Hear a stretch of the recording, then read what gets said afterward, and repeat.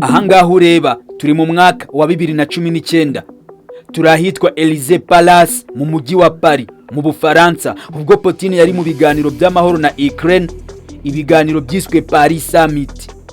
Nkuko byibonera n'amaso yawe, uyu munsi perezida Vladimir Putin yigeze kujya mu bwiherero, agenda herekejwe n'aba bodyguard bagera muri batandatu. Ubundi bivugwa ko aba bodyguard ba perezida Putin iteka bagendana ubwoko bw'amasakoshi abiri igihe cyose Putin agize ahantu ajya gusura. Muri ayo masakoshi abiri batagomba kwibagirwa harimo isakoshi imwe batwaramo biometric materials. Mu yandi magambo ni isakoshi abarinzi ba Putin bagomba gushyiramo ikintu cyose gifite aho gihuriye n'umubiri wa Putin: amacandwe, ibyuya, inkari, umwanda ukomeye, ibikumwe bya Putin n'ibindi bintu bitandukanye bipfa kuba bifite aho bihuriye n'umubiri wa Putin gusa. None nukubera iki nta kintu gifite aho gihuriye n'umubiri wa Putin kiba kigomba gusigara ahantu Putin yasuye? Ngo haye ikaze mu kiganiro cya none. Mwisi ya none, umuyobozi wa mbere ku isi urindiwe umutekano kurusha abandi bose ni perezida w'Uburusiya Vladimir Putin. Ese nukubera iki perezida Putin ari we wa mbere bivugwa ko arinzwe cyane kurusha abandi bose bo mu isi ya rurema? Ni ibiki bashingiraho bamushyira ku mwanya wa mbere? Bivugwa ko guhera igihe yinjiriye mu bya politiki, Vladimir Putin amaze kurokoka urupfu inshuro zirenga 30. Ese aba bodyguard barinda umutekano wa perezida w'Uburusiya Putin bigatuma b'umuyobozi wa mbere urinzwe cyane kurusha abandi bose ku isi? Aba bodyguard ni bantu? Ubuhanga budasanzwe bagira buturuka kuki kugeza aho perezida w'Uburusiya barindira umutekano ari we muyobozi wa mbere urinzwe cyane mu mahanga y'isi yose? Nibyo ngiye kukwereka muri iki kiganiro naguteguriye uyu munsi wa none, nk'impamvu zituma Putin ari we muntu wa mbere urinzwe cyane muri iyi si ya rurema. Mbere yuko dukomeza, ku bushake bwawe ndakwibutsa kureba aho hepfo handitse subscribe. Nyabuneka uhakanda ukore subscribe, niyo nkunga yonyine nkusabye. Ikindi bizagufasha kutazacikwa n'ibindi biganiro byiza turi kugutegurira tugufitiye mu gaseke kuri iyi YouTube channel Charles Tips. Kanda subscribe. Reka mbiheri muzini muzingo. The Russian Federal Protective Service FSO, iki ni ikigo cy'ubwiru cyo mu Burusiya cyashinzwe mu mwaka w'1996. Kikaba ari ikigo gishinzwe gucunga umutekano w'abayobozi mu nzego nkuru za leta, harimo na perezida w'igihugu cy'Uburusiya, kutibagiwe n'imitungo yabo. Iki kigo gifite imizi ku rwego rwahoze rwitwa 9th Chief Directorate of KGB. Urwego n'ubundi rwari rushinzwe umutekano w'abategetsi mu gihe Uburusiya bwari bukiri leta zunze ubumwe z'Abasoviyete. Kuri uyu munsi wa none, ikigo The Russian Protective Service, mu yandi magambo FSO, ni ikigo gifite abakozi barenga 50,000. Abakozi bakubye inshuro 6 b'ikigo cya United States Secret Service gicunga umutekano wa perezida zunze ubumwe za Amerika. Uyu munsi munyemerere twibande cyane ku gashami nyirizina k'iki kigo kagizwe n'umutwe udasanzwe ushinzwe kurinda umutekano wa perezida w'Uburusiya, Presidential Security Service SBP mu magambo y'impine. Agashami karimo abakozi barenga 2,500.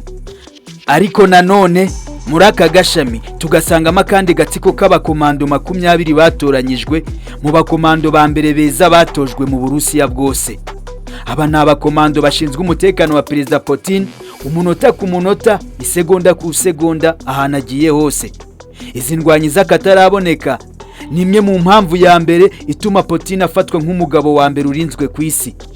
Tutarajya kure, ese ubundi bagendera kuki kugira ngo bemerere umuntu kujya mwiri tsinda ry'aba bodyguard ba Putin?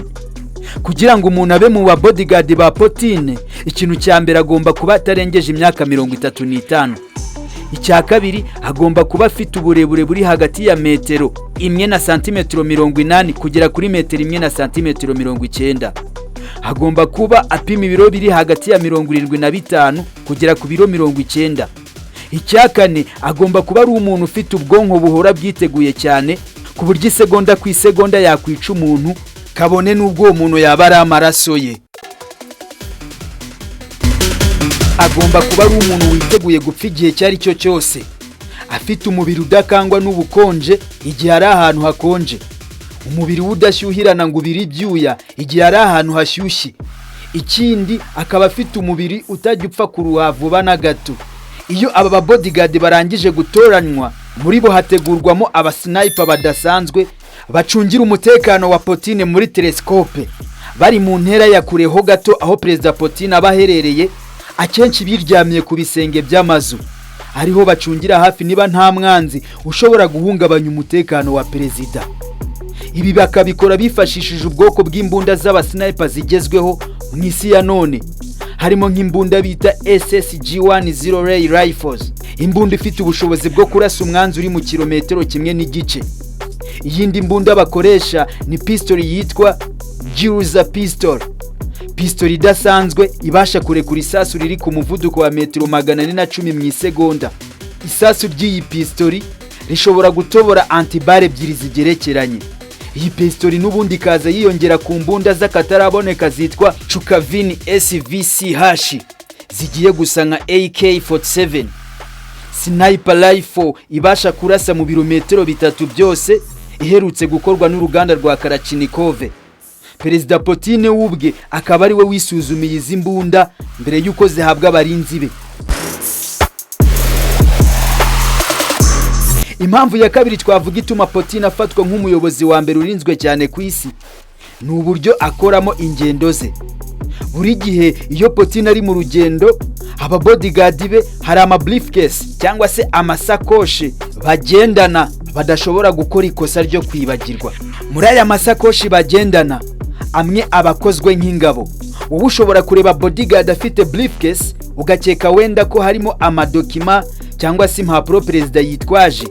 Nyamara kenshi na kenshi izi ni briefcase isaha ku isaha umurinzi abashobora kuzingura mu isegonda rimwe ikavamo ingabo imufasha kwikingira haramutse habayeho nk'irasana, hatewe amabuye se cyangwa imijugujugu n'ibindi bintu bisaba ubwirinzi. Andi ma briefcase abarinzi ba Putin bitwaza na ama briefcase baba bategetswe gutwaramo biometric materials cyangwa se ikintu cyose gifite aho gihuriye n'umubiri wa Putin.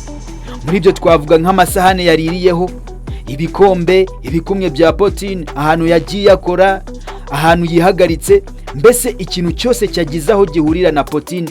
Ni itegeko ko aba bodyguard be bagomba kuva aho hantu kitahasigaye, nta kimenyetso cy'uko Putin yageze ahantu kigomba kuhasigara. Impamvu abarinzi ba Putin baba bagomba gukurikirana niba nta kimenyetso gifitanye isano na Putin kirasigara ahantu yageze, ni ukugira ngo hatagira ibintu bikomoka ku mubiri wa Putin bisigara ahantu umwanzi akaba yabyifashisha agamije kurwanya perezida.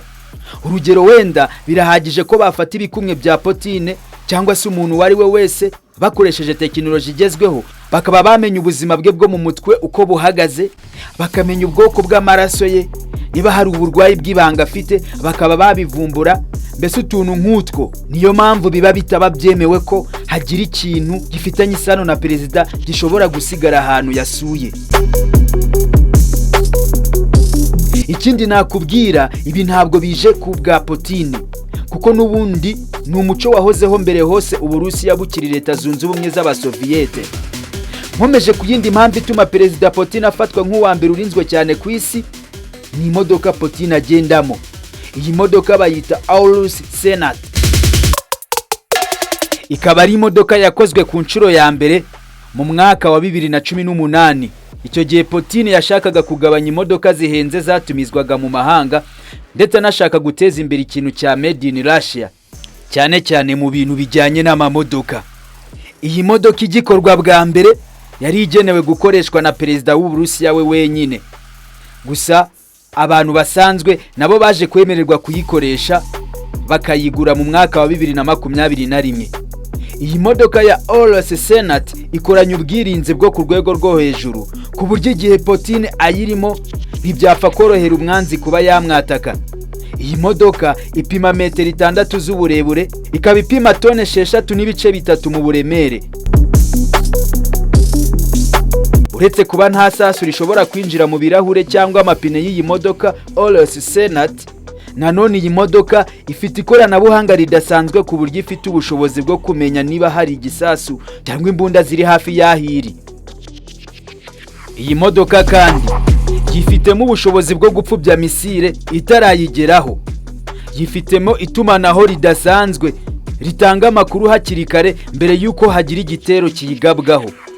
Umwanya w'inyuma w'iyi modoka ukozwe mu buryo bworohereza umuntu guhita asohoka igihe cyose haba hari ikibazo kibaye gisaba perezida gusohoka mu modoka vuba na bwangu.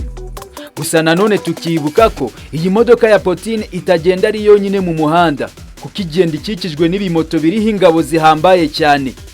Indwanyi zigera ku 9, moto ebyiri iburyo n'ibumoso, 5 zikagenda imbere y'imodoka. Ikindi kintu aba bodyguard ba Putin bagendana ni briefcase irimo telecommande. Telecommande ifite ikoranabuhanga ryemerera Putin gutanga ibwiriza ryo gukoresha intwaro kirimbuzi aho yaba ari hose ku isi. Ibindi twavuga ni imitaka, n'ubundi aba bodyguard ba Putin bagendana ibigaragara nk'imitaka isanzwe, nyamara mu by'ukuri iyo bayirambuye ni imitaka ikoranwa ubushobozi buhambaye ku buryo ibasha gukora nk'ingabo, kubera ko nta sasu rishobora kwinjira muri uyu mutaka. Ikindi wamenya ku mutekano wa Putin nuko Putin ntabwo ajya koza ibiganza ku bikoresho bicometse ku mashanyarazi. Niba hari ikintu akeneye gukora kiramusaba gukanda ku buto ry'igikoresho cy'amashanyarazi, urugero nko gucana itara, gukoresha imashini imesa, mbese iyo ari ngombwa ko akoresha ibikoresho bicometse ku mashanyarazi, icyo gihe umubodyguard niwe ugomba gukora ku kazi, kuko Putin we ntabwo ajya akora kuri ibyo bikoresho bicometse ku mashanyarazi. Nanone aba bodyguard ba Putin ni abantu Putin abana nabo nk'inshuti za hafi, bakajyana muri sport, bakajyana gukina imikino nka hockey, abana nabo kivandimwe, ndetse bikavugwa ko akomeza kuba inshuti n'aba ba bodyguard be na nyuma yuko bavuye mu kazi k'ubu bodyguard bagejeje ku myaka 35. Abenshi mu bacunga umutekano wa Putin iyo basezerewe abagira abajyanama be mu bya gisirikare cyangwa akabaha imyanya y'ubuyobozi muri guverinoma. Ntayo nguko ibya Putin, umuyobozi wa mbere urinzwe cyane kurusha abandi bose ku isi. Reka mbisubikira ahangaha. Mushimiye ko wabanye nanjye mu kiganiro, nizere ko waryohewe cyane. Nyabuneka ibuka kureba ko wakoze subscribe, nicyo kintu cyonyine tugusaba, inkunga itagoye habe namba. Ikindi bizagufasha kudacikwa n'ibindi biganiro byiza turi gutegura kuri iyi YouTube channel Charles Tips. Ciao ciao, duhurire muri iyi yindi video.